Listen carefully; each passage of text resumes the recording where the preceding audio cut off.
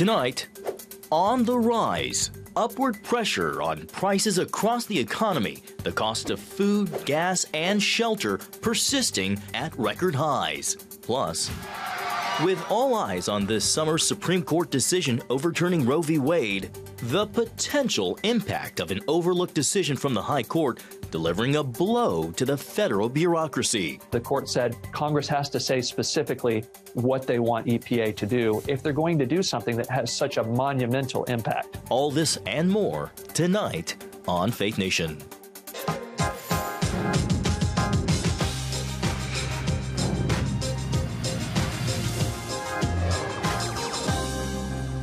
The high cost of energy impacting an already struggling economy saddled with high inflation. Good evening and welcome to Faith Nation. In our Washington studio, I'm John Jessup.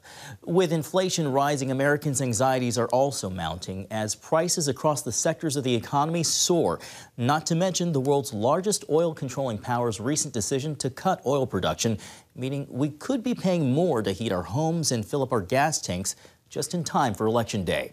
The decision by OPEC Plus to drastically slash production starting in November prompted President Biden to direct the Energy Department to tap into the Strategic Petroleum Reserve, releasing another 10 million barrels of oil next month in an attempt to keep gas prices lower.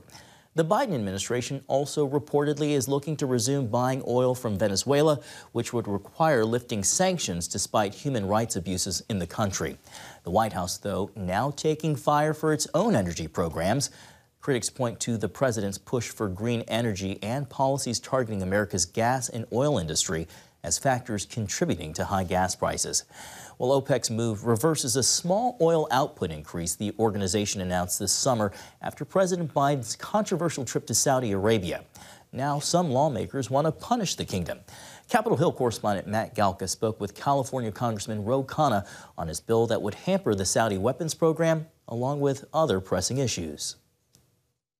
OPEC Plus says they're decreasing oil production by 2 million barrels per day starting in November.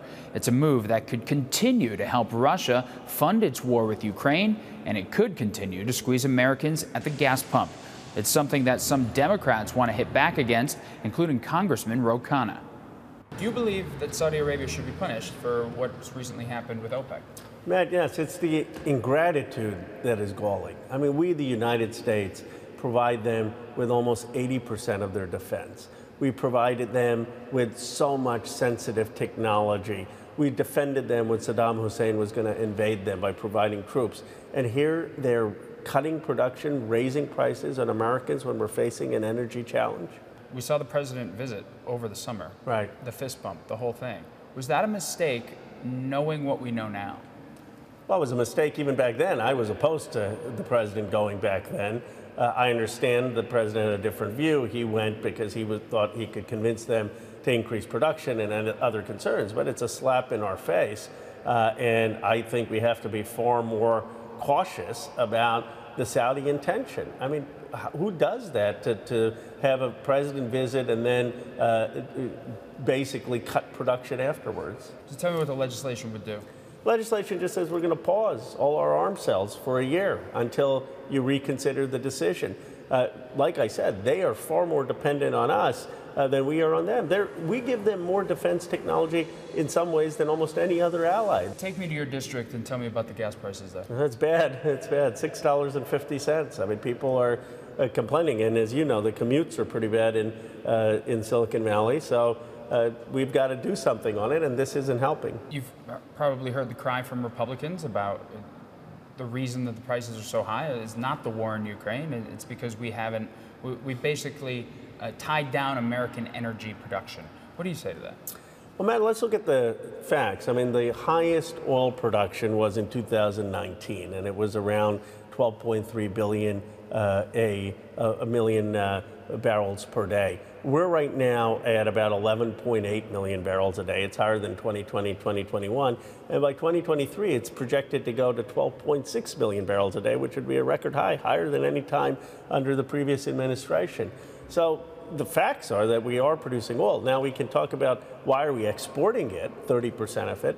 That would, I think, lower the price. What more can America be doing right now? Well, I think the president needs to give a primetime address to the American public, make it clear that the Saudis have shown total ingratitude, make it clear that they are the reason that prices are now going up again, and say that this is going to mean that our relationship has changed, that we're pausing weapons sales, and that he's going to demand that the Saudis reconsider. The American people want our president to stand up for our interests and not to let some country like the Saudis bully us when we've done so much for them. I want to shift to a couple other issues. I don't know if you've heard, but we're in an election season right now.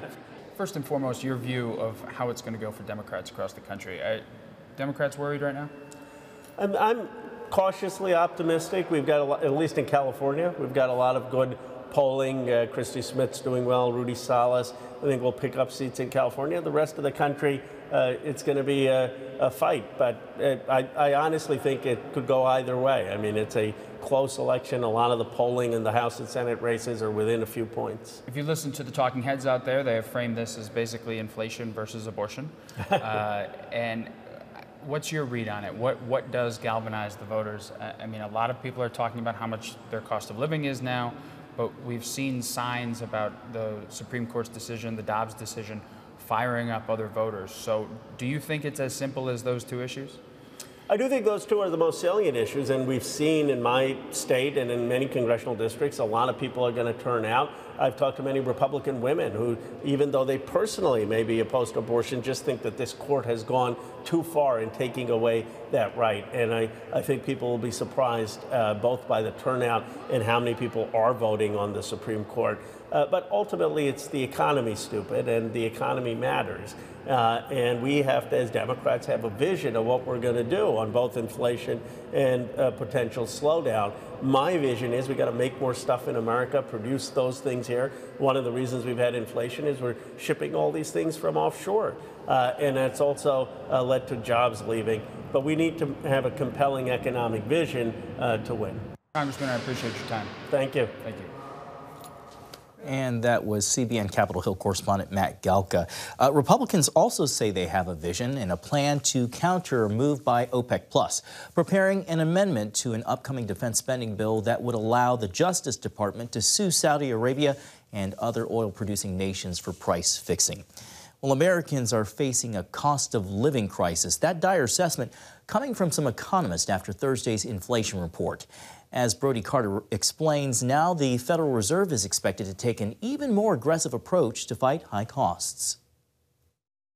September's inflation numbers show the cost of food, gas, shelter, and medical costs are all on the rise. At the highest level in 40 years is a sign that inflation is becoming entrenched in our economy.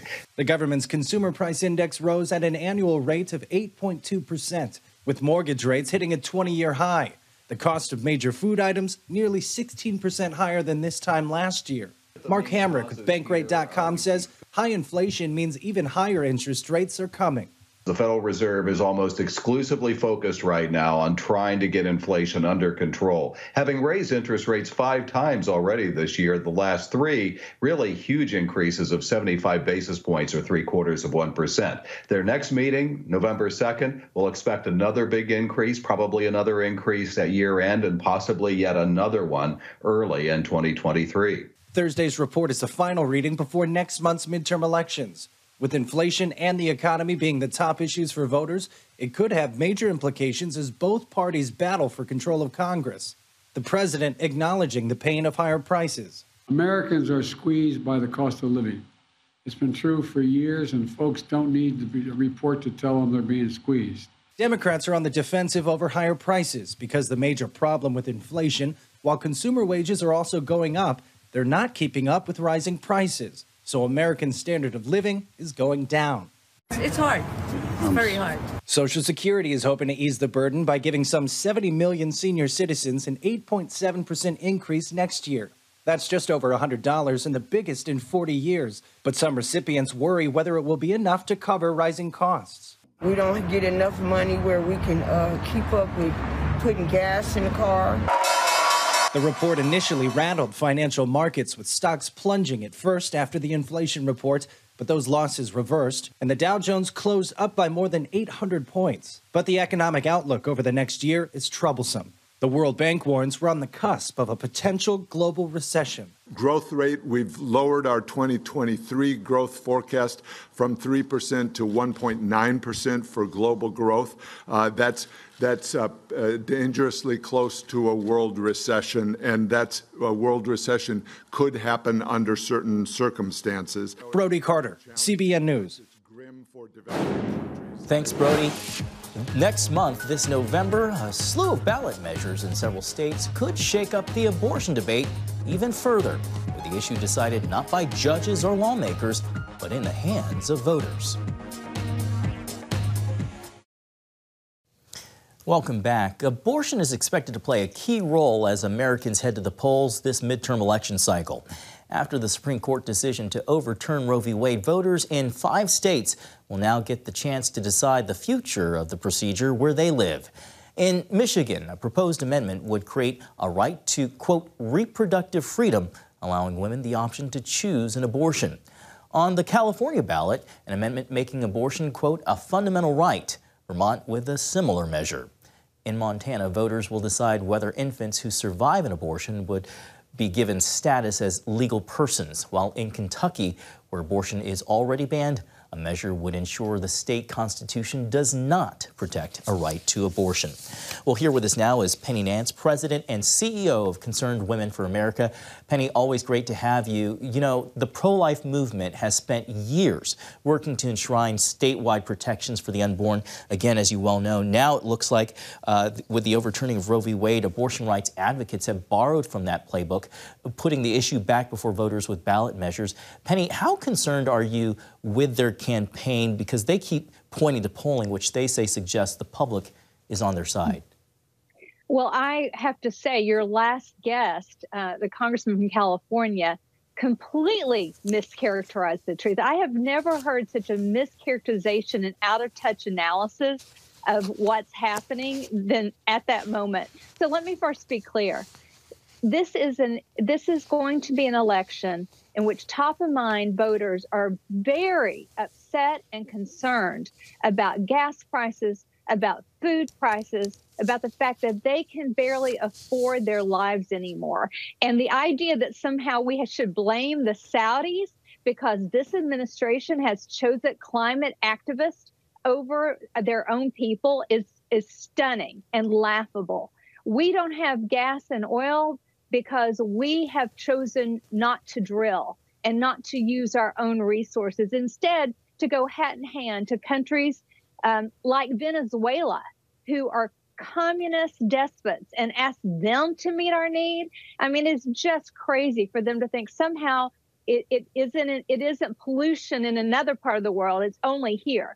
So the first thing that needs to happen is this administration needs to understand that their responsibility is to the American people and families who need to feed their children. Gas prices are causing people who live on the margins to choose between food and gas to get in their truck to go to their work. And so as someone who grew up in Appalachia in rural America, this makes me spitting mad. The second thing is Go ahead. Go ahead. I didn't mean to cut you off. Go ahead. The second thing I want to say is that their characterization of abortion in this fight, they hope this is true. But let me just tell you, when you're polling people on abortion, it doesn't often differentiate between pro-life Americans and pro-choice Americans. So yes, a lot of people are motivated by abortion, but in both ways. And so we have to do what we said we were going to do, work on a state-by-state basis. Penny, we literally have seconds left, but I really want to fit this in. I know Concerned Women for America is launching its Battleground bus tour. She prays, she votes.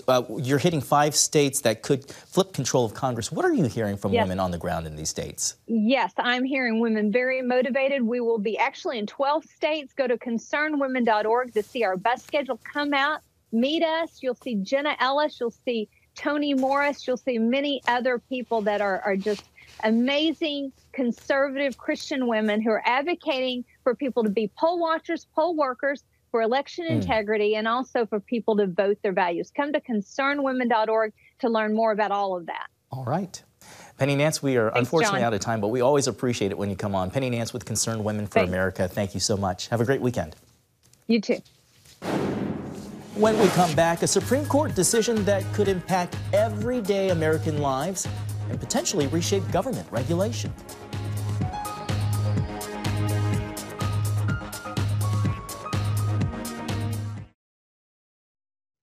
Welcome back. Well, the Supreme Court is only 2 weeks into its new term, but one consequential ruling from its previous session is shaking things up politically, and it's not the overturning of Roe v. Wade. Jennifer Wishon reports on a ruling that slipped under the radar and delivered a major blow to the power of the federal bureaucracy.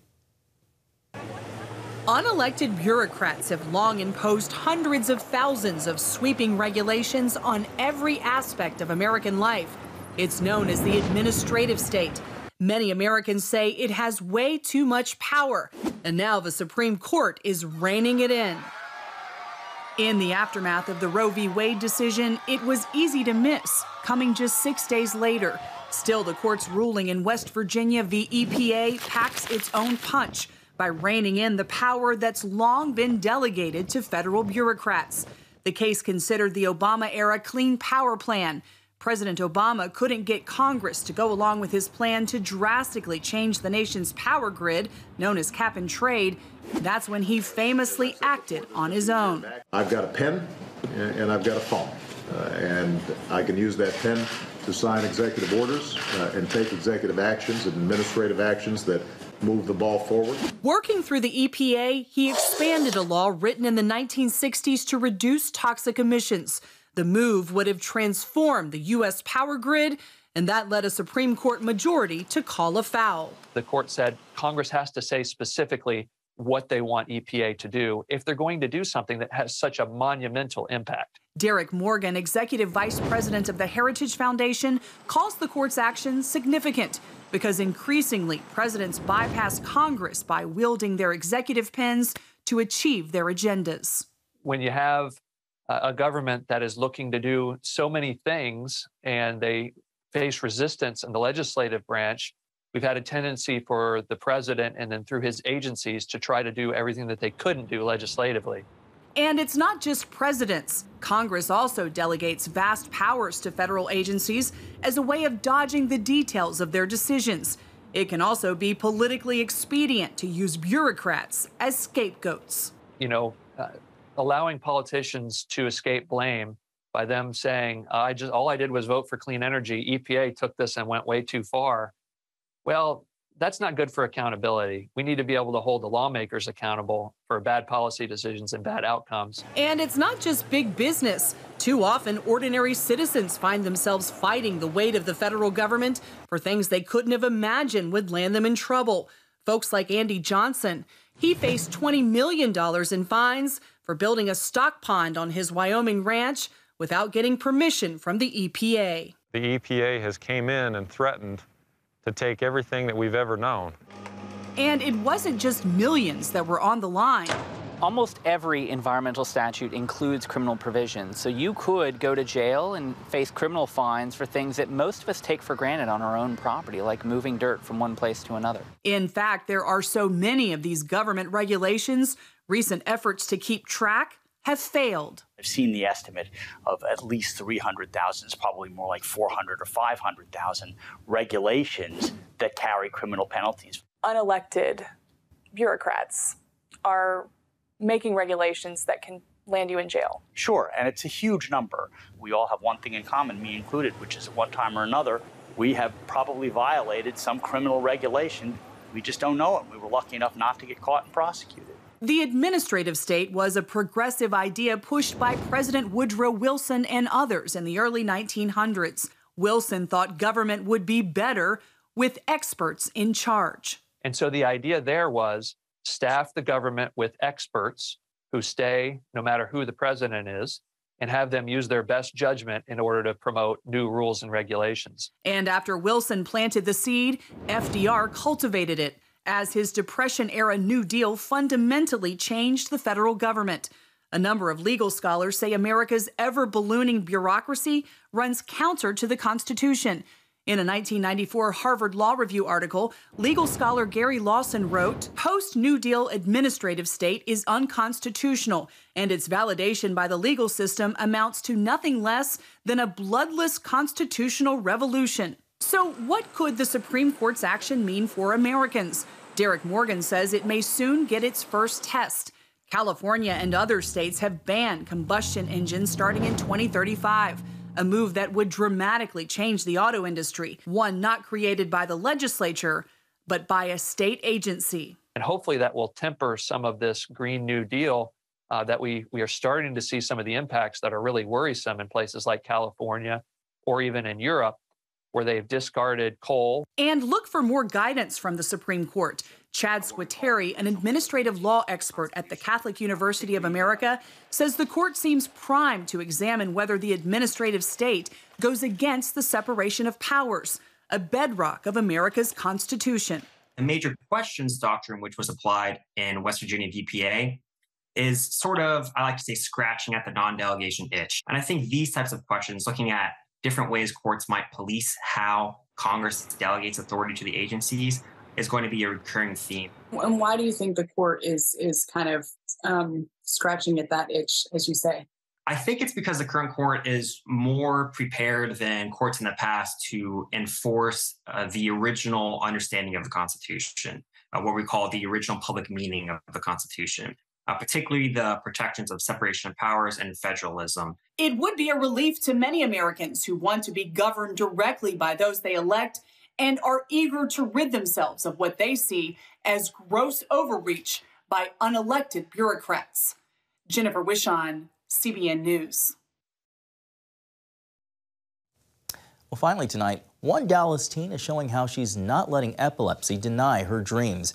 When Allison Abley was diagnosed 2 years ago, she was told she'd never be able to enter a pageant, but the 17-year-old set out to prove otherwise. She and her service dog Brady, who alerts her to oncoming seizures, entered the Miss Dallas Teen pageant and won. Allison crowned Miss Dallas Teen alongside Brady, who was crowned Miss Dallas Dog. She and her faithful companion will compete in May in the Miss Texas Teen pageant, trying to inspire others with disabilities. Congratulations to her, and what a great story. Well, that's going to do it for tonight's Faith Nation. We always appreciate you making time for us. Have a great night and a great weekend.